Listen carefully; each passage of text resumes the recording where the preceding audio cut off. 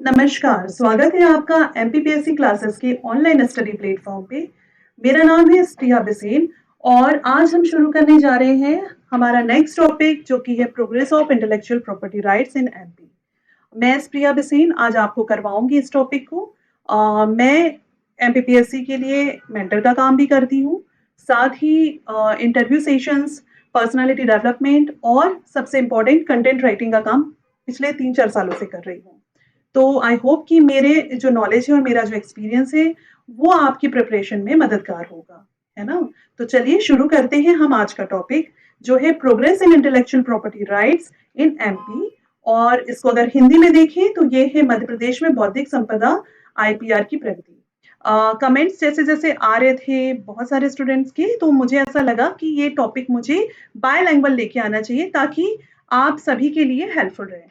इस आज के सेशन में हम नॉट ओनली सिर्फ थ्योरी कवर नहीं करेंगे, हम पहले इस कॉन्सेप्ट को समझेंगे बिकॉज कॉन्सेप्ट समझना जरूरी है।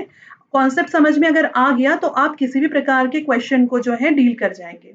और पहले कॉन्सेप्ट मैं आपको पढ़ाऊंगी, उसके बाद मैंने इसके एमसीक्यूज निकाले हैं जो कि particularly intellectual property rights in MP से संबद्ध होंगे। ठीक है, तो चलिए स्टार्ट करते हैं हम आज का लेक्चर। सबसे पहले हमें समझना है what is the meaning of IPR. अगर आप इस शब्द से जानते हैं तो बहुत अच्छी बात है, लेकिन अगर आपने पहली बार ये वर्ड सुना है तो मैं आपको समझा दूं। पहले मैं एक बार इंग्लिश में बता देती हूँ। Any intellectual creation such as literary work, artistic work, innovation, invention, design, symbol, name, image, computer code etcetera, ये सब आईपीआर में आते हैं, इंटेलेक्चुअल प्रॉपर्टी राइट्स में आते हैं। अगर हम हिंदी में बोले तो इंटेलेक्चुअल का मतलब होता है बौद्धिक। ठीक है, इंटेलेक्चुअल का मतलब क्या होता है? बौद्धिक। और प्रॉपर्टीज का मतलब क्या होता है? संपदा। जैसे हमारा एक घर जो होता है वो हमारी संपत्ति होता है, संपत्ति को संपदा भी कहा जाता है। तो बौद्धिक संपदा से क्या मतलब हो गया? इंटेलेक्चुअल का मतलब हो गया बौद्धिक और प्रॉपर्टी का मतलब हो गया संपदा। तो बौद्धिक संपदा किसी भी बौद्धिक रचना को प्रदर्शित संदर्भित करती है। बौद्धिक रचना का मतलब यहाँ पे हो जाएगा कि जो आपके दिमाग की उपज हो, है ना? जैसे कि कोई साहित्यिक कार्य, आप कोई कविता लिखते हो, आप कोई कहानी लिखते हो, आप कोई कलात्मक कार्य करते हो कि भई आप कोई मूर्ति बना रहे हो, आप कोई पेंटिंग बना रहे हो, आप कोई स्कल्पचर बना रहे हो, है ना? कोई भी डिज़ाइन बना रहे हो, आपकी कलाकृति जो आप कोई फाइन आर्ट का काम करते हो, है ना? आविष्कार, आविष्कार मतलब डिस्कवरी हो गया कि आपने मान के चलो किसी एक ऐसी मशीन का आविष्कार किया जो दीवार के आर-पार देख ले। अब ये मत कहना कि खिड़की, है ना? तो ऐसी कोई मशीन जिससे कि दीवार के आर-पार दिख जाए। रात में राइट विज़न कैमराज़ आजकल आ गए हैं जो आर्मी यूज़ करती है, लाइट विज़न लेंसेज़ होते हैं उनके चश्मों में लगे रहते हैं। तो ये सब क्या है? इन्वेंशन है। जैसे कि सोनम वांगचुक जी जो हैं, जो तिब्बत में रहते हैं, आपने उनका नाम सुना होगा, नहीं सुना तो यूट्यूब में जाके सर्च करके उनके बारे में पढ़िएगा। सोनम वांगचुक जी ने आर्मी के लिए ऐसे टेंट डिज़ाइन किए जो कि लद्दाख और जो सियाचिन ग्लेशियर और जो ऊपर वाला जो पोर्शन है, वहाँ पे माइनस मतलब माइनस में जो टेम्परेचर रहता है और वो माइनस मतलब 35 तक के चले जाता है टेम्परेचर। ऐसी जगहों पे वहाँ उनके टेंट का जो टेम्परेचर है वो 18 डिग्री मेंटेन रहेगा, which is very good innovation. तो आर्मी उन ऐसे टेंट्स को डिज़ाइन कर मतलब उन्होंने डिज़ाइन किया और उसको काफ़ी सारे इसमें बनाया जा रहा है। तो ये एक आविष्कार है। डिज़ाइन जैसे कि बीएमडब्ल्यू का डिज़ाइन हो गया, फरारी का डिज़ाइन हो गया, है ना? बकाडी का डिज़ाइन हो गया। ये सारी चीज़ें क्या हो गई कि ये सब डिज़ाइन्स हैं। प्रतीक किसी चीज़ का एक सिंबल होता है। फॉर काइंड हमारा नेशनल एम्ब्लम, हमारा अशोक चक्र क्या है? ये हमारा प्रतीक है। किसी का नाम, नाम चलता है ना? कैसे कि जैसे लैम्बोर्गिनी एक कार का नाम है, नाम चलता है। या आप कह लीजिए कि कोका कोला एक नाम है। ठीक है, कोई चित्र हो सकता है, कंप्यूटर का कोड हो सकता है। ऐसे हजारों चीजें हो सकती हैं जो कि इंटेलेक्चुअल प्रॉपर्टीज में या बौद्धिक संपदा के अंतर्गत आती है ना? तो बौद्धिक संपदा कानून, अब जो ये इसका कानून है वो रचनाकारों को मतलब ये जितनी भी तरह की रचनाएं हो रही हैं इनको सुरक्षा के लिए मौजूद है कि भाई आपकी जो जो भी आपने इन्वेंशन किया है, आपके दिमाग की उपज हो, चाहे वो एक गाना ही लिखा हो, म्यूजिक की ट्यून बनाई हो, साहित्य रचा हो, कला की हो, आविष्कार किया हो, इन्वेंशन किया हो, वो हम आपको कुछ मानक देते हैं। मानक मतलब कि हमने आपको पर्टिकुलर उस चीज के लिए कॉपीराइट दे दिया। हमने ट्रेडमार्क दे दिया, पेटेंट दे दिया, तो वो सब देके हम जो है उन रचनाकारों की रचनाओं को सुरक्षित करते हैं। ये कहलाता है बौद्धिक संपदा सुरक्षा अधिकार। तो बौद्धिक संपदा सुरक्षा अधिकार का मतलब ये हो गया। इंटेलेक्चुअल इंटेलेक्चुअल क्रिएशन का मतलब क्या हुआ वो मैंने आपको बता दिया कि कोई भी लिटरेरी वर्क हो गया, आर्टिस्टिक वर्क हो गया, इन्वेंशंस हो गए, डिजाइन्स हो गए, symbol, name, images, computer codes etcetera, जो कि किसी के मतलब इंटेलेक्चुअल उसके बौद्धिक स्तर से जो बनी हुई हो, उसको सेव करना, उसकी सुरक्षा करना ही इंटेलेक्चुअल प्रॉपर्टीज का राइट्स में आता है। ठीक है, आप अगर मान के चलिए कि जैसे कि कोका कोला का फॉर्मूला है, ये कहा जाता है कि कोका कोला कंपनी का जो फॉर्मूला है, वो जो मतलब कोल्ड ड्रिंक बनाते हैं, वो एक सीक्रेट ट्रेजर में रखा हुआ है, वो किसी से शेयर नहीं करते हैं। So which is also a copyright and they have patent for that. तो ये जो है उनका क्या है, इंटेलेक्चुअल प्रॉपर्टी राइट के अंतर्गत आता है ना। ये मैंने एक एग्जांपल कोट किया। तो आई होप कि ये बताने से आप लोग समझ गए होंगे कि इसका मतलब क्या है ना। चलिए अब हम आगे बढ़ते हैं। अब देखिए हमारे को प्री के हिसाब से क्या करना है। देखो, अब कोई भी चीज अगर आप पढ़ रहे हो ना, तो सिर्फ ये मत सोचना कि उसको मुझे प्री निकालने के लिए पढ़ना है। पढ़ाई के साथ में अपनी मेंटल स्ट्रेंथ को भी बढ़ाओ। अपनी पढ़ाई के मेंटल स्ट्रेंथ को बढ़ाने इसलिए कह रही हूँ कि जब आप सिर्फ प्री की तैयारी करते हो तो आप फैक्ट्स और ऑब्जेक्टिव मेरा सही हो जाए इस पे फोकस करते हो, लेकिन मैं कहूंगी इसके साथ में आपको फोकस करना है कि वो कॉन्सेप्ट आपके दिमाग में चलना चाहिए।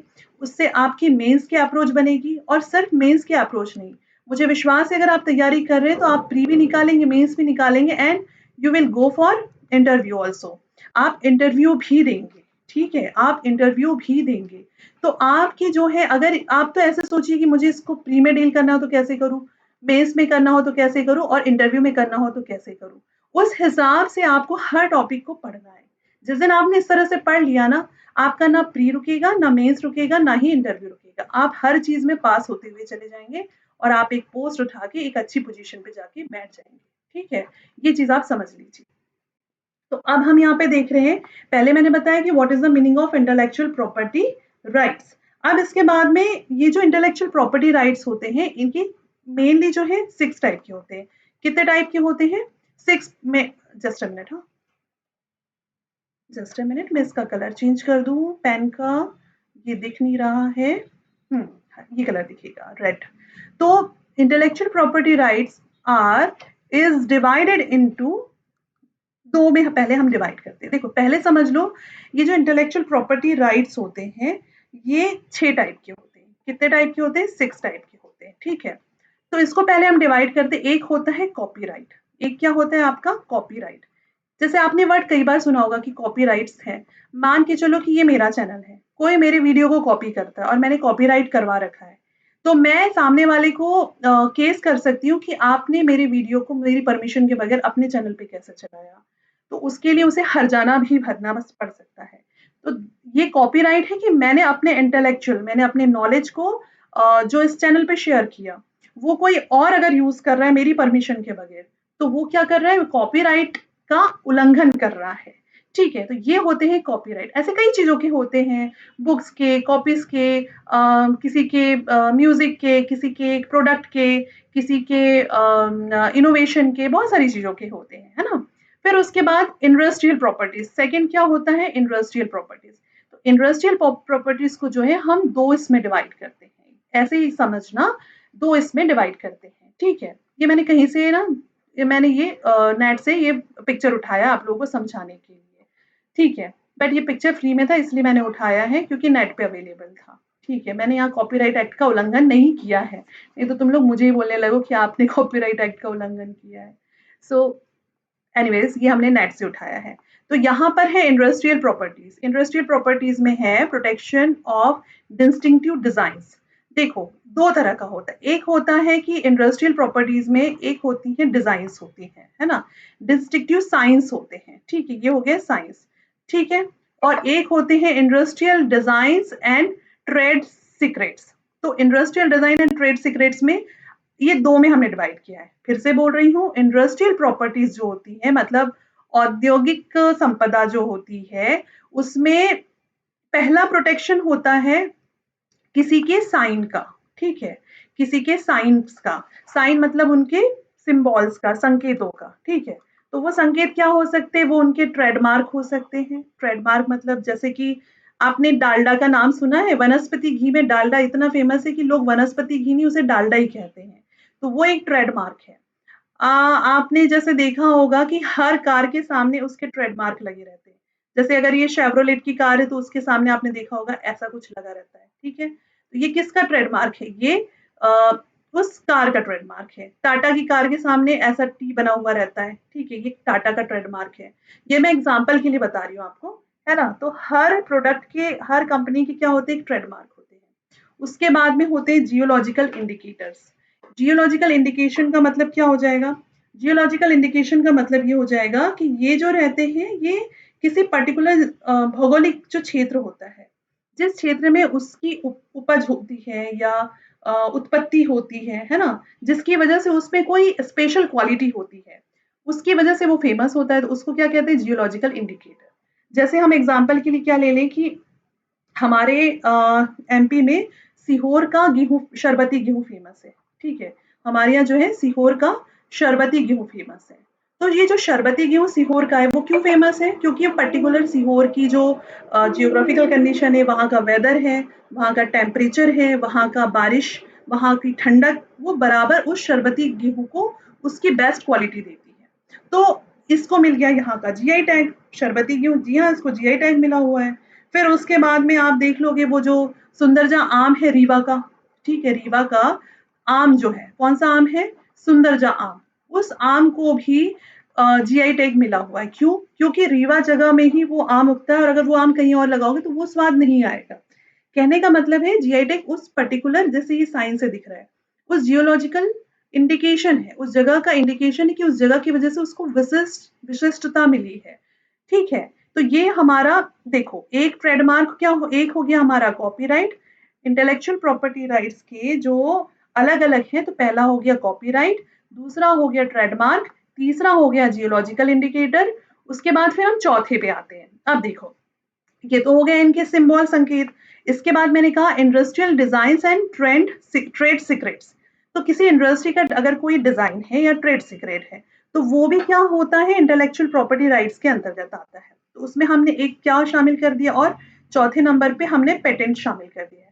अब देखो, पेटेंट जो होता है ना, ये कोई फॉर्मूला हो सकता है, जैसे कोई खाने की चीज का फॉर्मूला है, जैसे कि कोका कोला का फॉर्मूला हो गया, जैसे कि आपके क्या हो सकता है, किसी ने कोई जैसे रिसर्च पेपर्स लिखे जाते हैं, उनका पेटेंट कराया जाता है। आपने कोई इनोवेशन किया, आपने उसका पेटेंट करा लिया। आपने कोई चीज़ डिज़ाइन कराई, उसका पेटेंट करा लिया। इवन आपने अगर कोई मेडिसिन बनाई, आपने उसका पेटेंट करा लिया। तो पेटेंट मतलब कि आपने जो अपना एक इनोवेशन या आपने जो भी अपने दिमाग से जो उपज की है, आप उसको सुरक्षित कर रहे हैं कि आपकी उस चीज़ को कोई कॉपी ना कर सके। इवन अगर आपका चावल बनाने का कोई स्टाइल है और आपने उस चावल बनाने के स्टाइल को पेटेंट करा लिया और कोई और जाके पेटेंट कराता है, तो वो उसका एक्सेप्ट नहीं होगा, आपका एक्सेप्ट होगा, ठीक है। खैर, ये तो बात की बात है। इंडस्ट्रियल डिजाइन में जैसे कि कोई औद्योगिक डिजाइन है। औद्योगिक डिजाइन मतलब कि मान के चलो किसी का कार बनाने का एक डिजाइन हो गया, किसी का ट्रैक्टर बनाने का डिजाइन हो गया, एरोप्लेन बनाने का डिजाइन हो गया, किसी का जो है ड्रोन बनाने का डिजाइन हो गया। ये सब क्या है, डिजाइन है। इसको भी पेटेंट, इसको भी जो है सुरक्षित कराया जाता है, ठीक है। उसके बाद है ट्रेड सीक्रेट्स। ट्रेड सीक्रेट मतलब हर किसी का, हर ट्रेड का अपना एक सीक्रेट होता है। यहाँ सीक्रेट से मतलब वो नहीं है कि इसकी लाखों की संपत्ति कहाँ रखी ना, इसका मतलब ये है कि हर किसी का अपना एक फॉर्मूला। अगर कोई फार्मास्यूटिकल कंपनी है तो उसका अपना एक फॉर्मूला होगा कि वो पैरासिटामोल बनाती है, वो कैसे बनाती है, ठीक है। कोई आयुर्वेदिक कंपनी, उसका अपना एक ट्रेड सीक्रेट होगा कि वो दवा में कौन कौन सी जड़ी बूटी मिलाती है। कोई एक हम कैसे कह दें कि कोई एक मैगी है, मैगी मसाला जो आता है, उसका अपना ट्रेड सीक्रेट है कि वो मैगी मसाला में क्या डालता है, जिससे कि वो एक अलग सा ऑथेंटिकेट टेस्ट आता है जो किसी का नहीं रहता है। तो इस तरह से ये जो ट्रेड सीक्रेट्स होते हैं। तो यहाँ पे मैंने आपको क्या-क्या बता दिया, देखो एक बार फिर से समझ लो। पहला हो गया कॉपीराइट, ठीक है। दूसरा हो गया, यहाँ पे फिर इंडस्ट्रियल प्रॉपर्टीज में ही इतने सारे आएंगे, जिसमें दूसरा हो जाएगा आपका, दूसरा हो गया ट्रेडमार्क, ठीक है। तीसरा हो गया जियोलॉजिकल इंडिकेटर, चौथा हो गया पेटेंट, पांचवा हो गया आपका इंडस्ट्रियल डिजाइन्स और छठवा आपका क्या हो गया, ट्रेड सीक्रेट। प्लीज इसको नोट डाउन कर लीजिए, ये आपके काम का है। बढ़ते हैं आगे। अब इसके बाद में जो मैं आपको बताना चाह रही हूँ, जो हमारे काम का है, कि जो हम इतनी देर से इंटेलेक्चुअल प्रॉपर्टी राइट्स की हम जो बात कर रहे हैं ना, आई होप कि हिंदी इंग्लिश दोनों समझेंगे अगर मैं आईपीआर शॉर्ट में लिखती हूँ तो इसमें जो है कुछ कन्वेंशन और कुछ संधियां जो है वो इम्पोर्टेंट है जिनको हमको याद रखना है। तो पहली बार जो है, देखो पहली बार जो है 1833 की बात है। पहली बार 1833 में पेटेंट और इंडस्ट्रियल डिजाइन्स के संरक्षण के लिए, किसके लिए, पेटेंट्स के लिए, और जो हमने इंडस्ट्रियल डिजाइन की बात की थी ना उनके संरक्षण के लिए जो है एक कन्वेंशन हुआ था, जिस कन्वेंशन को क्या कहा गया था, इस कन्वेंशन को कहा गया था पेरिस कन्वेंशन। कौन सा कन्वेंशन कहा गया था, Paris convention. I hope Hindi वाले भी इस चीज को समझ जाएंगे, है ना। तो इसको पेरिस कन्वेंशन कहा गया था, कब, 1833 में हुआ था। पेटेंट एंड इंडस्ट्रियल डिजाइन के कंजर्वेशन के लिए, संरक्षण के लिए, जिसको पेरिस कन्वेंशन 1833 नाम दिया गया था। क्या नाम दिया गया था, पेरिस कन्वेंशन 1833 नाम दिया गया था। ठीक है, ये बार बार क्यों हो जाता है, ठीक है। इसके बाद में अब हमको नेक्स्ट याद रखना है 1886 में जो है नेक्स्ट जो है बर्न नाम की जगह पे, ठीक है, बर्न कन्वेंशन हुआ था। कौन सा कन्वेंशन हुआ था, बर्न कन्वेंशन हुआ था। यहाँ पर जो है पहली बार कॉपीराइट्स की संरक्षण की बात की गई थी। किसके संरक्षण की बात की गई थी, कॉपीराइट्स के संरक्षण की बात की गई थी। तो पहला आपने देखा कि 1833 में जो है पेटेंट के लिए और इंडस्ट्रियल डिजाइन्स के लिए कौन सा कन्वेंशन हुआ था, वो हुआ था पेरिस। ठीक है, कौन सा कन्वेंशन हुआ था, पेरिस। पहला हो गया पेरिस, दूसरा हो गया बर्न। ठीक है, उस बर्न में क्या हुआ, कॉपीराइट। ये याद रख लेना, कॉपी जल गई, है ना, कॉपी जल गई, बर्न मतलब होता है जलना, तो ऐसे याद रख लेना, कॉपी जल गई। तो बर्न में क्या हुआ था, कॉपीराइट से रिलेटेड पूछ सकता है एग्जाम में। पेटेंट और इंडस्ट्रियल डिजाइन के लिए कहा हुआ था पेरिस, तो पेटेंट का पी, पेरिस का पी, इंडस्ट्रियल डिजाइन उसके साथ में याद रख लेना। इसके बाद में हम नेक्स्ट देखेंगे जो है 1994 में हुआ था। कब हुआ था, 1994 में हुआ था, जो डब्ल्यूटीओ का ट्रिप्स समझौता था। डब्ल्यूटीओ का कौन सा समझौता था, ट्रिप्स समझौता था। ठीक है, इसमें क्या हुआ था, इसमें सुरक्षा के पर्याप्त मानक सुनिश्चित किए गए थे, और इसमें जो है जितने भी डेवलपिंग नेशंस थे उनके इंटरेस्ट, उनके टेक्नोलॉजी को डेवलप करने के लिए काम किए जाने की बात की गई थी। और ये फॉर इसमें जो जो भी कन्वेंशन में जो बातें हुई थी वो 1 जनवरी 1995 से लागू हुई थी। ठीक है, ये याद रखना। तो ये जो समझौता है इसमें सिक्योरिटी के जो पैरामीटर्स होते हैं ना, नॉर्म्स होते हैं, सुरक्षा के मानक, उनको डिसाइड किया गया था। इसमें जो है सिक्योरिटी के जो मानक होते हैं या जो सुरक्षा मानक हम जिनको कहते हैं उनको डिसाइड किया गया था। क्या डिसाइड किया गया था, सुरक्षा मानकों को डिसाइड किया गया था, स्टैंडर्ड्स को। ठीक है, इसके बाद में नेक्स्ट जो है वो था 19 नेक्स्ट जो है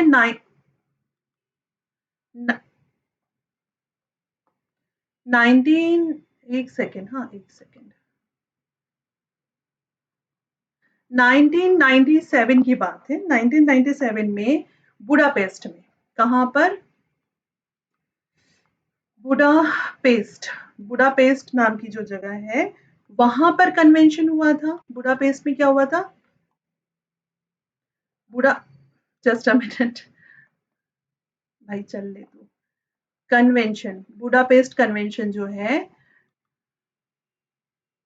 यहाँ पर जो है बुडापेस्ट कन्वेंशन जो 1997 में हुआ था, यहाँ पे पेटेंट की जो भी प्रोसेस होती है उसमें उसके लिए जो है इंटरनेशनल स्टैंडर्ड डिसाइड किए गए थे। पेटेंट के लिए जो है, पेटेंट के लिए इस इंटरनेशनल स्टैंडर्ड डिसाइड किए गए थे। ठीक है, इसके लिए क्या डिसाइड किए गए थे कि अंतर्राष्ट्रीय मानक क्या होना चाहिए, ये डिसाइड किया गया था।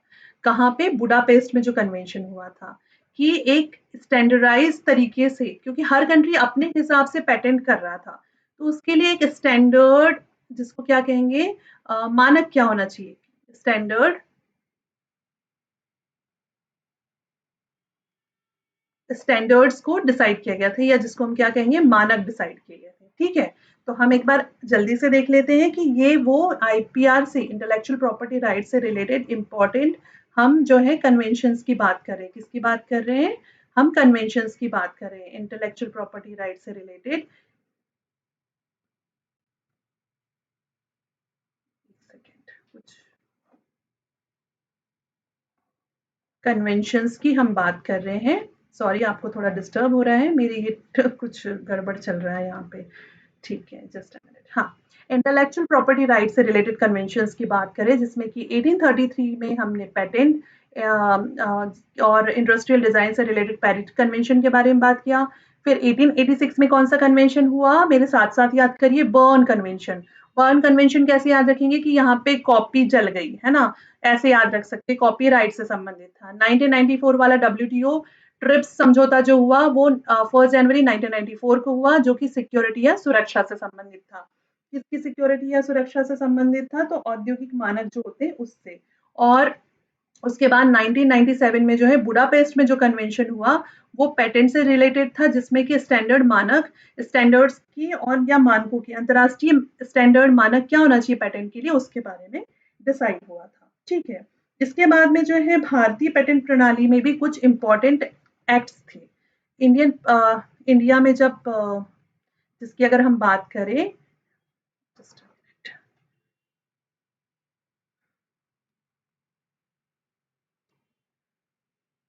इंडियन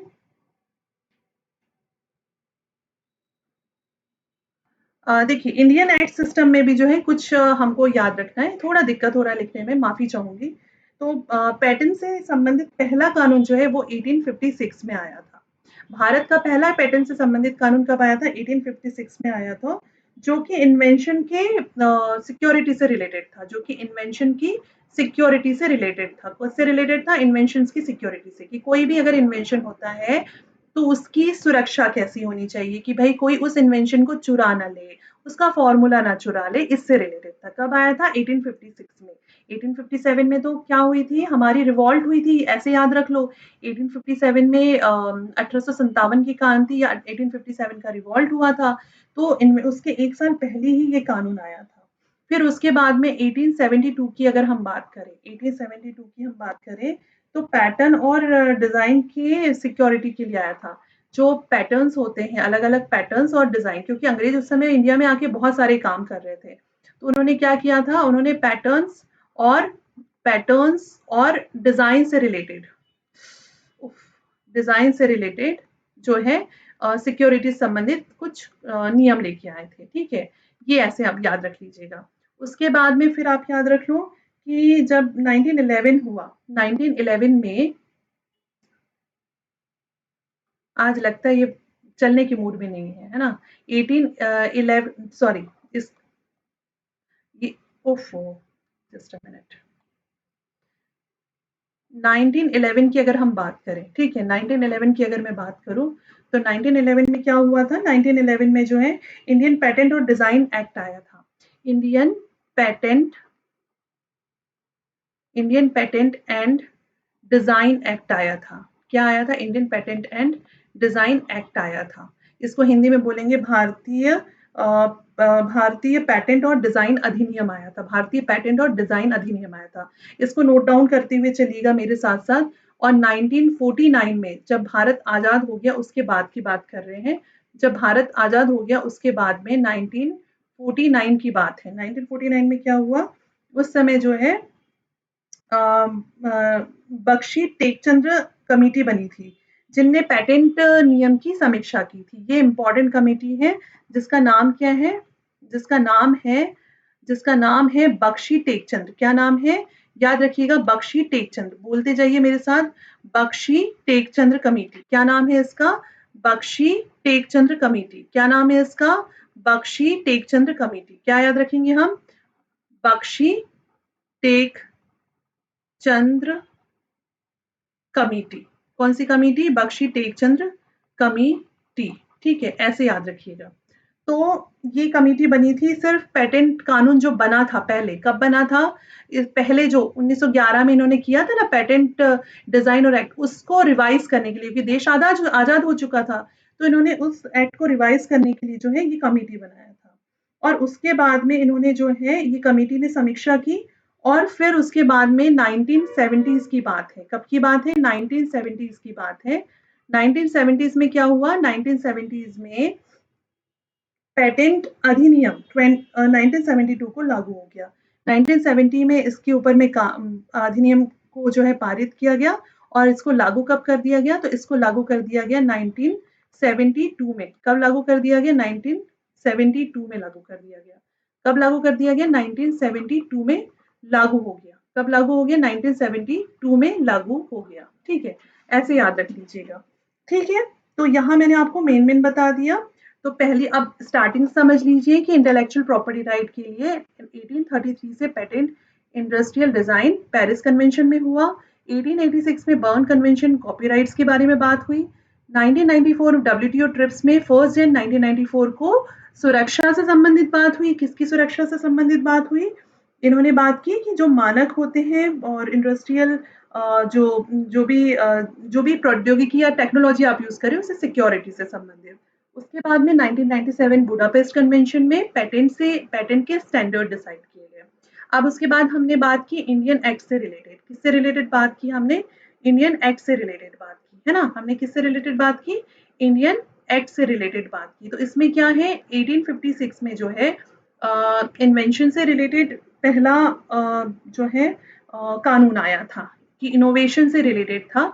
उसके बाद 1872 में जो है पैटर्न और डिजाइन के संरक्षण अधिनियम आया। पैटर्न डिजाइन का संरक्षण अधिनियम आया, इनका कंजर्वेशन से रिलेटेड अधिनियम आया।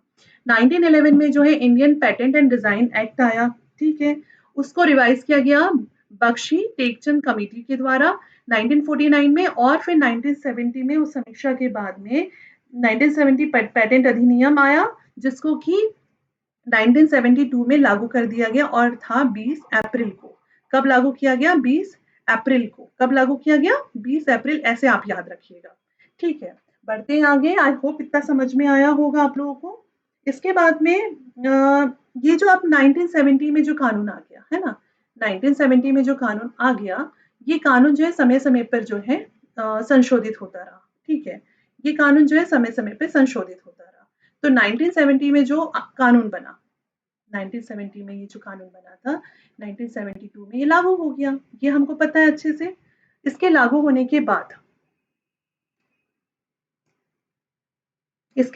के बाद में ये जो कानून है समय समय पे संशोधित होता रहा।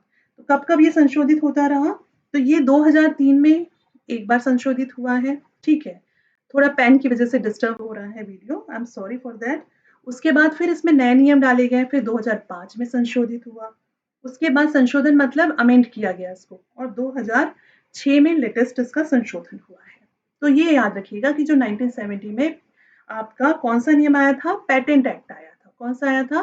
पेटेंट एक्ट आया था। ठीक है, पेटेंट एक्ट आया था, ये जो है 1972 में लागू हुआ, 2003 में संशोधित, फिर 5 में, फिर 6 में संशोधित हुआ है। ऐसे याद रखिएगा। अब इसके बाद हम आते हैं एमपी के ऊपर। ठीक है, मध्य प्रदेश में बौद्धिक संपदा से संबंधित प्रगति, यही हमारा टॉपिक है इस बार का। ठीक है, हमारे पीएससी ने इसको ऐड किया है कि मध्य प्रदेश में बौद्धिक संपदा अधिकार से संबंधित।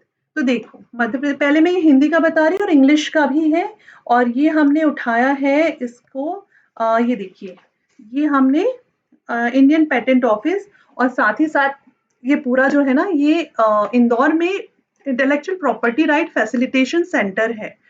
कहाँ पर है? ये इंदौर में है। उसकी वेबसाइट पे ये सारा मैटर दिया हुआ है, यहाँ से मैंने ये लिया है आप लोगों के लिए मैटर। ठीक है, तो ये, और इसके बाद फिर हम ये जो है सारे ऑब्जेक्टिव लगाएंगे। तो आज ऑब्जेक्टिव मैंने बायलैंग्वेज रखा है, तो वीडियो थोड़ा सा लंबा होगा, लेकिन इस एक वीडियो में आपका पूरा इंटेलेक्चुअल प्रॉपर्टी राइट आप समझ लेंगे, है ना? मैंने देखा अभी मार्केट में किताबें आई है, उसमें सिर्फ थोड़ा सा इतना ही दिया हुआ है, लेकिन मैटर इससे कहीं ज्यादा है। तो चलो हम ये करते हुए चलते हैं फटाफट। तो मध्य प्रदेश में बौद्धिक संपदा अधिकार की प्रगति। अब देखो 2017-18 में मध्य प्रदेश में जो है पेटेंट की संख्या 190 थी, है ना? जो 2020 में बढ़कर कितनी हो गई, 20-21 में 398 हो गई। मतलब कि इसमें 109.47 की वृद्धि हुई है। 109.47 की वृद्धि हुई है। ये कह रहा है, मतलब हमारे अगर एग्जाम में पूछ सकता है कि अभी इंटेलेक्चुअल प्रॉपर्टी राइट्स में कितनी वृद्धि हुई है, तो हम बोल देंगे 109.47, या कितने हैं तो 398 हैं। अब इनसे हमको क्या पता चलता है कि पेटेंट फाइलिंग दर में बृहद सुधार हुआ है और राष्ट्रीय वृद्धि दर से ये 87.22 से अधिक है। मतलब हमारे एमपी में जो है पेटेंट करना इजी है, तभी तो इतना सुधार हुआ है ना? और भारत में दायर डिजाइनों की संख्या 17-18 में जो है 11,838 थी, मतलब 20.29% थी। इसको ऐसे समझना, डाटा देख के घबराना नहीं। बहुत सिंपल सा है कि 17-18 में कितनी भारत में जो है डिजाइनों को फाइल किया गया, पेटेंट किया गया, 11,838 डिजाइनों को, मतलब 20.29% को। और 20-21 में बढ़ के ये 14,241 हो गया। ठीक है। और 2017-18 में मध्य प्रदेश में, अब ये यहाँ पे भारत में बता दिया, इससे अब इंडिया से एमपी को कंपेयर किया गया है, ये ऑफिशियली दिया हुआ है साइट पे। 2017-18 में मध्य प्रदेश में 61 से बढ़कर 2020-21 में 214 हो गई। मतलब अब हमारे यहाँ जो डिजाइन हैं, देखो पेटेंट कितने हैं अभी हमारे यहाँ, जो हमने पहले पेटेंट की संख्या देखी जो कितनी हो गई, 398 हो गई 20-21 में जाके। और जो हमारी जो डिजाइन है इसकी संख्या कितनी हो गई है, ये हो गई है 14,241। कितनी हो गई है, 14,241 हो गई है। ठीक है। ये इंडिया की है। और एमपी की कितनी हो गई है, एमपी की हो गई है 214 डिजाइन हो गई। कितनी डिजाइन हो गई, 214 हो गई है, जो 250.82% की वृद्धि हुई है। आंकड़ों से हमको क्या पता चलता है कि फाइलिंग में काफी सुधार हुआ है और राष्ट्रीय वृद्धि दर की तुलना में हमारी 230.59 से अधिक है। अब इनने सिर्फ ये बताया यहाँ पे कि जो हमारे यहाँ, ये तो पेटेंट डिजाइन हो गई। अब हमें जो है कुछ सालों से विगत कुछ वर्षों में जीआई टैग प्राप्त हुआ है। जैसे कि चिन्नौर राइस कहाँ का है, बालाघाट का। वारासिवनी की साड़ी कौन सी, महिदपुर की साड़ी, साड़ी का नाम इन्हें नहीं दिया है। बालाघाट के पास वारासिवनी नाम की जगह, जहाँ पे महिदपुर की साड़ी बहुत फेमस है, मेहंदीवाड़ा की साड़ी, सॉरी, मेहंदीवाड़ा की साड़ी, मेहंदीवाड़ा की साड़ी। और शरबती गेहूं कहाँ का है, सीहोर का। महोबा का देवासरी पान, जिसे यूपी के साथ हम साझा करते हैं। तो ये टैग्स के नाम याद रखिएगा, क्योंकि ये ऑफिशियली उन्होंने अनाउंस किए हुए हैं। आप देखिए इंग्लिश में यही वही चीज है जो मैंने हिंदी में बताया, कि जो नंबर ऑफ पेटेंट फाइल्स है वो ग्रेडेड हुआ है, ग्रेजुअली इंक्रीज हुआ है। जो कितना है, जो अभी हमने पहले डिस्कस किया कि इंडिया में ये इंक्रीज हुआ है 22.25%, है ना? और ईयर 2021 में कितना है, 190 एमपी में। अब इन एमपी क्या बता रहा है ये, कि 2017-18 में 298 था, जो बढ़कर के कितना 109.4% 47% इंक्रीज हुआ है। जो कि एमपी में पहले 190 था और बाद में बढ़कर 398 हो गया है। ठीक है। इन द सेम वे जो हमारे यहाँ डिजाइन फाइल हुए हैं, ठीक है, जो डिजाइन फाइल हुए हैं पेटेंट के साथ में, जो डिजाइन भी फाइल हुए हैं उनका नंबर क्या है, पहले ये जो है कहाँ के, एमपी का ये है। 17-18 में ये जो है 214 था, कितना था 17-18 में, 214 था, जो अब बढ़ के कितना हो गया है, पहले सॉरी 61 था, जो बढ़ कर के 214 हो गया है। मतलब 250.82% का इसमें वृद्धि हुआ है, ये यहाँ पे बताया गया है। ठीक है, ये हमको याद रखना है। और बाकी जो मैंने अभी ऊपर आपसे डिस्कस किया कि हमारे यहाँ जीआई टैग से रिलेटेड बालाघाट का कौन सा है, ओ गॉड ये बहुत परेशान कर रहा है। जीआई टैग है चिन्नौर राइस हो गया, झाबुआ का कड़कनाथ ब्लैक चिकन हो गया, ब्लैक चिकन मीट हो गया, महोबा का देसावरी पान है जो हम यूपी से शेयर करते हैं। ये सब कुछ इसमें दिया हुआ है। इसके बाद में जो पेटेंट्स फाइल किए गए हैं उसका नंबर यहाँ पे दिया हुआ है, हिंदी और इंग्लिश दोनों में। ठीक है, तो इसको ऐसे समझ लीजिए कि जो पेटेंट का नंबर है, अगर हम इसको देखें यहाँ पे, पेटेंट का नंबर अगर हम देखें तो 2017-18 में जो है इंडिया में था 1400 और एमपी का है 190। ठीक है। और डिजाइन्स कितनी है इंडिया की, जो अभी हमने ऊपर डिस्कस किया ना, ये वही चार्ट में दिया हुआ है बहुत सिंपल तरीके से। तो ये 17-18 का याद रखो ना रखो, 2021 का याद रख लो। इंडिया में पेटेंट पहले कितने थे? 58 503, और एमपी में कितने हैं? 395। इंडिया में डिजाइन कितने दायर किए गए हैं? 14,241, और एमपी में 214। ये डाटा याद रख लो, लेटेस्ट वाला, ये ज्यादा काम का है। ठीक है, इसको नोट डाउन कर लो कि टोटल इंडिया में जो भी पेटेंट्स हैं वो है 58,503, एमपी में है 398, इंडिया में डिजाइन से 1400 241, और एमपी में है 214। तो देखो, इसको ऐसे घुमा के भी कर सकते हो, 214 लिखा है, 241, इसको 214 कर दो, है ना? तो ये एमपी का हो गया है, ये इसी में छिपा हुआ है ना? तो ऐसे याद भी रह जाएगा। इन द सेम वे यहाँ पे भी हम कर सकते हैं कि ये जो 3 है और ये 8 है ना? तो हम इसको अगर उल्टा कर दें, अगर हम इसको उल्टा कर दें तो फिर क्या हो जाएगा? 3 पहले 8 बाद में, और बीच में ये जो 0 है इसको बना दो 9, तो 398, ऐसे कुछ करके आप याद रख सकते हो। मतलब ये आपके ऊपर डिपेंड करता है। अब ये वही चीज मैंने इंग्लिश में भी दिया हुआ है, तो ये आप देख लीजिएगा। इसके बाद में इंटेलेक्चुअल प्रॉपर्टी फैसिलिटेशन सेंटर, ये कहाँ पर है? क्वेश्चन बन सकता है, बिल्कुल बन सकता है, क्यों नहीं बनेगा? और ये कहीं पे ऐसा दिया हुआ नहीं है, लेकिन मुझे ऐसा लगता है कि पढ़ाई तो ऑफिशियल वेबसाइट से ही निकाल निकाल के करनी चाहिए। इससे हमारा कंटेंट भी स्ट्रांग होता है और हमारा नॉलेज भी स्ट्रांग होता है। ठीक है, तो intellectual property facilitation centre Indore में है, मध्य प्रदेश में।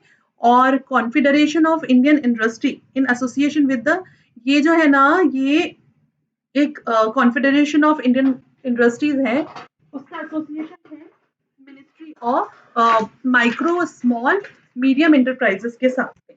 और ये जो माइक्रो स्मॉल मीडियम इंटरप्राइजेस है, इसको हिंदी में कहा जाता है लघु मध्यम लघु सूक्ष्म लघु मध्यम उद्यम, सूक्ष्म लघु मध्यम उद्यम कहा जाता है।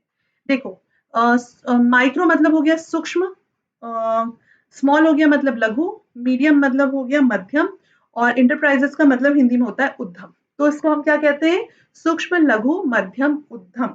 ठीक है, ये बेसिकली जो है क्या है, ये गवर्नमेंट ऑफ इंडिया ने इसको एस्टेब्लिश किया है।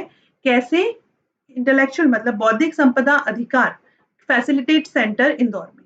तो आपको एग्जाम में पूछ सकता है कि एक तो क्वेश्चन ये बन सकता है कि जो इंटेलेक्चुअल, इसी से देखो बहुत सिंपल है, इतने पूरे में हमको सिर्फ काम की चीज निकालनी है। पहला कि ये जो इंटेलेक्चुअल प्रॉपर्टी फैसिलिटेशन सेंटर है वो कहाँ पर सिचुएटेड है? तो ये इंदौर में सिचुएटेड है, पहला पॉइंट ये हो गया। दूसरा ये पूछ सकता है कि ये किसने स्थापित किया है? तो ये किसके सहयोग से स्थापित किया गया है? तो आप इसको ऐसे कर सकते हो कि ये जो है, ये भारत सरकार ने एमएसएमई के सहयोग से, इसको शॉर्ट में क्या कहते हैं? एमएसएमई। ठीक है, micro small medium enterprises English में बोलते हैं। ठीक है, ministry of micro small medium enterprises, या माइक्रो का मतलब होता है लघु, स्मॉल का मतलब होता है सूक्ष्म, सॉरी, माइक्रो का मतलब होता है सूक्ष्म, स्मॉल का मतलब होता है लघु, और मीडियम का मतलब होता है मध्यम, इंटरप्राइजेस का मतलब होता है उद्यम। ठीक है, तो इसको हम शॉर्ट में एमएसएमई भी कहते हैं। ये गवर्नमेंट ऑफ इंडिया ने स्टैब्लिश किया है इंदौर में। ठीक है, फैसिलिटेट सेंटर है। ये क्या करता है? ये this is a first of its kind of state of Madhya Pradesh to be launch with the primary objective. ऐसा कौन सा राज्य जिसने इस तरह का इंटेलेक्चुअल प्रॉपर्टी राइट से संबंधित फैसिलिटेट सेंटर को स्थापित किया? तो वो राज्य पहला कौन सा है? मध्य प्रदेश ही है। ठीक है, इसका मेन ऑब्जेक्टिव क्या है? बूस्ट आईपी कल्चर, मतलब इंटेलेक्चुअल प्रॉपर्टी के कल्चर को बढ़ावा देना। इस कल्चर को बूस्ट करने का मतलब होता है बढ़ावा देना। ठीक है, which would enhance the intellectual capitals that is vital for the economic development of the state। और जिससे क्या होगा? स्टेट की इकोनॉमिकल डेवलपमेंट होगा। क्यों, कैसे होगा? कि भाई इसमें जीआई टैक्स भी आते हैं। हमने ये देखा है कि जीआई टैग कुछ राज्यों के वन डिस्ट्रिक्ट वन प्रोडक्ट भी है, और वन डिस्ट्रिक्ट वन प्रोडक्ट का सीधा रिलेशन है कि हर जिले को आर्थिक रूप से समृद्ध बनाना, और उसको एक इंडस्ट्रियल हब बना के छोड़ना, ताकि डायरेक्ट वो जो है एक्सपोर्ट इंपोर्ट कर सके या नेशनल मार्केट में खुद को स्टैब्लिश कर सके अपने प्रोडक्ट के माध्यम से। ठीक है, ये सारी चीजें इंटर रिलेटेड हैं, ये आपके प्री मेंस इंटरव्यू सब जगह काम आएगा। सो बी प्रिपेयर कि हम चीजों को ना ब्रॉडर एस्पेक्ट में पढ़े, ऐसे समझे। ठीक है, इसलिए फैसिलिटेट सेंटर का जो है महत्व बहुत बढ़ जाता है। ठीक है, अब इसका ऑब्जेक्टिव क्या है? तो बहुत सिंपल है, जो मैंने अभी ऊपर बताया कि ये जो है understand, identify and using intellectual properties for competitive advantages, ये इसका मेन है।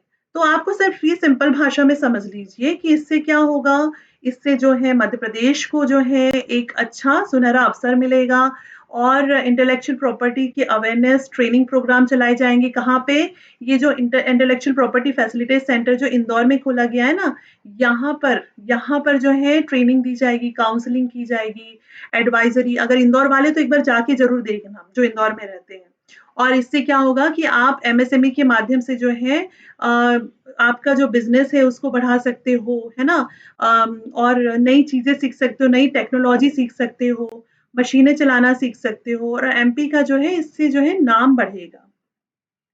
अब ये क्या करता है, तो ये ट्रेनिंग देता है, अवेयरनेस देता है, प्रोटेक्शन फैसिलिटेशन सेंटर है, मैनेजमेंट की सर्विसेज देता है, कैसे मैनेज किया जाता है, टेक्नोलॉजी जो है वहाँ पे सिखाई जाती है, फिर क्लिनिक्स है वहाँ पे एमएसएमई से रिलेटेड, ये बहुत सारी चीजें वहाँ पे की जाती है। अब हम लोग क्वेश्चन आंसर्स पे आ जाते हैं। एमएसएमई को देखो, एमएसएमई को ऐसे समझना, ये शुरू करने के पहले मैं बता दूं कि बार-बार जो एमएसएमई वर्ड हमने इसमें भी पढ़ा और सस्टेनेबल डेवलपमेंट गोल्स में भी एमएसएमई के बारे में पढ़ा है। तो एक चीज़ समझना, जो एमएसएमई होता है, ठीक है? मैंने उसका फुल फॉर्म बताया कि एमएसएमई का फुल फॉर्म होता है माइक्रो स्मॉल मीडियम एंटरप्राइजेस, जिसको हम कहते हैं सूक्ष्म लघु मध्यम उद्योग। क्या कहते हैं हम? सूक्ष्म। आई होप कि हिंदी इंग्लिश दोनों के लिए क्लियर हो रहा होगा। मैं कोशिश पूरी कर रही हूँ कि दोनों मीडियम के बच्चों को कोई तरह की दिक्कत ना हो, और कुछ हो तो प्लीज कमेंट में बता देना, है ना। तो ये जो है बेसिकली मध्यम उद्योग जो है, ये क्या करता है कि ये हमारी जो आर्थिक विकास है ना उसको बढ़ावा देता है। और इसके लिए जो है ये एमएसएमई डिपार्टमेंट का अलग से गठन किया गया था, सूक्ष्म लघु मध्यम उद्योग विभाग का गठन किया गया, ठीक है। इसको मजबूत बनाने के लिए इसका गठन किया गया मध्य प्रदेश में। कब गठन किया गया? तो इसका गठन किया गया था 5 ऑफ अप्रैल 2016 को। कब गठन किया गया था? 5 ऑफ अप्रैल 2000 2016 को इसका गठन किया गया था, ठीक है। और इसमें जो है एमपी में हमको हर डिस्ट्रिक्ट में हर जगह पे रोजगार, एम्प्लॉयमेंट जनरेट करना इसका मेन उद्देश्य था। जैसे कि चाहे गांव हो, चाहे शहर हो, चाहे कुटीर उद्योग हो, सबको बढ़ावा मिले, है ना। और इसके लिए क्या किया गया, इस इसी से रिलेटेड अब जो हम आगे के लेक्चर्स सुनेंगे ना आप लोग, उसमें है कि जो एमएसएमई इसी से रिलेटेड जो है एमपी की जो है स्टार्टअप पॉलिसी आई थी, स्टार्टअप पॉलिसी या स्टार्टअप नीति बोलोगे, है ना। स्टार्टअप पॉलिसी आई थी 2022 में, ठीक है, लॉकडाउन के बाद में। उसके बाद में एमपी का आत्मनिर्भर मध्य प्रदेश जो हमारे सिलेबस में ऐड किया गया है, आत्मनिर्भर निर्भर एमपी जो ऐड किया गया है ना, रोड मैप 2023, वो इसी से रिलेटेड है। ये इसकी एक्चुअली फाइल जो है करीब 300 पन्ने की फाइल है, जिसको मैं अभी पढ़ रही हूँ। एंड इसलिए मुझे इसका वीडियो बनाने में मैं थोड़ा लेके आऊंगी आराम से और अच्छे से लेके आऊंगी, है ना। तो इसका थोड़ा सा पेशेंस रखना। तो आत्मनिर्भर एमपी जो है 2023 इसमें शामिल किया गया है। फिर आपकी जो नई जो रिन्यूएबल एनर्जी वाली पॉलिसी है, रिन्यूएबल एनर्जी वाली जो पॉलिसी आई जो 2000 आई थिंक 22 में आई है, नवीनीकरण ऊर्जा नीति, ये भी इसी में शामिल है, ठीक है।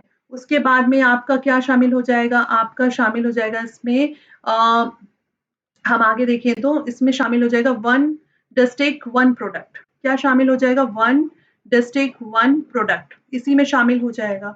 तो ऐसे करके इसमें बहुत सारी चीजें हैं जो कि अभी प्री में हमारे प्री में भी और मेंस में हमारे इकोनॉमिक्स वाले सेक्शन में ऐड किया गया है। एंड डेफिनेटली इससे क्वेश्चंस बनेंगे, और उस समय सबको लगेगा कि क्वेश्चंस कहाँ से बने, और मुझे पूरा यकीन है कि इससे 8-9 क्वेश्चन तो पक्का उठने हैं, ये तो तय है बिल्कुल। तो अब हम देख लेते हैं हमारे एमसीक्यूज को, है ना। एमसीक्यूज स्टार्ट कर रही हूँ मैं। पहला एमसीक्यू है, what is the primary purpose of intellectual property right protection? बौद्धिक संपदा अधिकार संरक्षण का प्राथमिक उद्देश्य क्या है? तो इसका पहला है टूरिस्टिक इनोवेशन और क्रिएटिविटी, नवाचार नवरचना रचनात्मकता को प्रतिबंधित करना, क्या ये उद्देश्य है?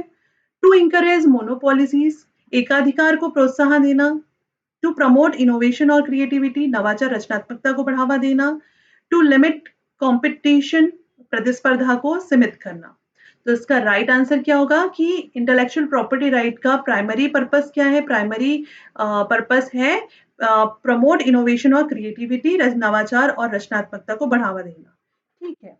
इसके बाद नेक्स्ट क्वेश्चन है, which organization is responsible for the administration and intellectual property rights in Madhya Pradesh? तो इसका राइट आंसर होगा, सीधे सीधे हम राइट आंसर पे आ जाते हैं, Madhya Pradesh state council of science and technology. ठीक है। इन इंग्लिश, मध्य प्रदेश में बौद्धिक संपदा अधिकार के प्रशासन के लिए कौन सा संगठन जिम्मेदार है? तो मध्य प्रदेश राज्य विज्ञान प्रौद्योगिकी परिषद इसके लिए जिम्मेदार है। ये इसका राइट आंसर है। ठीक है। ये पूछ रहा है इंटेलेक्चुअल प्रॉपर्टी राइट्स के लिए कौन सा एडमिनिस्ट्रेशन रिस्पॉन्सिबल है, तो है मध्य प्रदेश राज्य विज्ञान प्रौद्योगिकी परिषद। ठीक है। इसके बाद हम आगे देखते हैं कि in Madhya Pradesh which department handle the registration of patent, trademark and copyrights? तो इसका आंसर है डिपार्टमेंट ऑफ अभी जो मैंने ऊपर बताया था, science and technology, department of science and technology. तो इसके लिए पेटेंट, ट्रेडमार्क एंड कॉपीराइट पंजीकरण संभालने के लिए डिपार्टमेंट ऑफ क्या है? साइंस एंड टेक्नोलॉजी, विज्ञान एंड प्रौद्योगिकी विभाग इसके लिए रिस्पॉन्सिबल है। ठीक है। क्या है? विज्ञान एंड प्रौद्योगिकी विभाग इसके लिए रिस्पॉन्सिबल है। ये हमको याद रखना है। आगे देख लेते हैं, which of the following is not a type of intellectual property right? तो अभी मैंने आपको 6 टाइप के टाइप्स बताए हैं। उसमें हमने क्या क्या देखा था? पेटेंट देखा था, ट्रेडमार्क देखा था, वाटर राइट नहीं देखा था, कॉपीराइट देखा था। ठीक है। तो ये नहीं आएगा, आंसर क्या हो जाएगा? जल अधिकार इसमें नहीं आता है। What is the duration of protection for the trademark registration in Madhya Pradesh? Madhya Pradesh में ट्रेडमार्क पंजीकरण की सुरक्षा की अवधि क्या है? ये बहुत इंपॉर्टेंट क्वेश्चन है। तो हमारे इसकी अवधि 10 साल है। कितनी है? 10 साल है, जहां तक अभी तक मुझे पता है। Which legislation government of the legislation governor the protection of intellectual property right in Madhya Pradesh? Madhya Pradesh में बौद्धिक संपदा अधिकार के संरक्षण को कौन सा कानून नियंत्रित करता है? तो इसमें मध्य प्रदेश में इसको कौन सा कानून नियंत्रित करता है? इसको नियंत्रित करता है इंडियन पेटेंट एक्ट। और ये कब पारित हुआ था? ये हमने ऊपर डिस्कस किया हुआ है, कमेंट सेक्शन में बताइएगा। हिंदी में अगर बोलेंगे तो भारतीय पेटेंट अधिनियम। ठीक है। आगे बढ़ते हैं, which of the following is not requirement for patent registration in Madhya Pradesh? तो मध्य प्रदेश में पेटेंट के पंजीयन के लिए क्या आवश्यक नहीं है? यहाँ पे क्या है, हमको ध्यान क्या रखना है? क्या आवश्यक नहीं है, ये याद रखना है। तो इसके लिए नोवेल्टी होनी चाहिए, इनोवेशन मतलब विकासशील चरण होने चाहिए, और उसके बाद में विकासशील चरण होने चाहिए। फिर उसके बाद में प्रौद्योगिक एप्लीकेबिलिटी, प्रयोज्यता, ये भी होनी चाहिए। और विपणन योग्यता, मार्केटेबिलिटी, ये इसका कोई नहीं है भाई, मार्केटिंग का तो तरीका दूसरा होगा, ये इसमें शामिल नहीं होगा। ठीक है। ये इसमें शामिल नहीं होगा, ये बस याद रखिएगा। किसके लिए? Last option D is not the right. तो पूछा है क्या नहीं होना चाहिए, तो ये नहीं होना चाहिए, ऑप्शन डी जो इसका आंसर होगा। ठीक है। तो ये थे क्वेश्चन आंसर जो कि आई होप आपके लिए हेल्पफुल रहेंगे।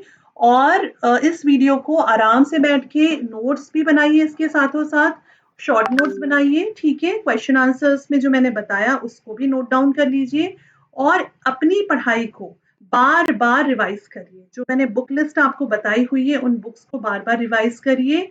और अगर आपको लगता है कि आपकी प्रिपरेशन में आपको कॉन्फिडेंस नहीं आ रहा है, तो हम एक काम कर सकते हैं कि हम डेली का एक होमवर्क सेशन स्टार्ट कर सकते हैं।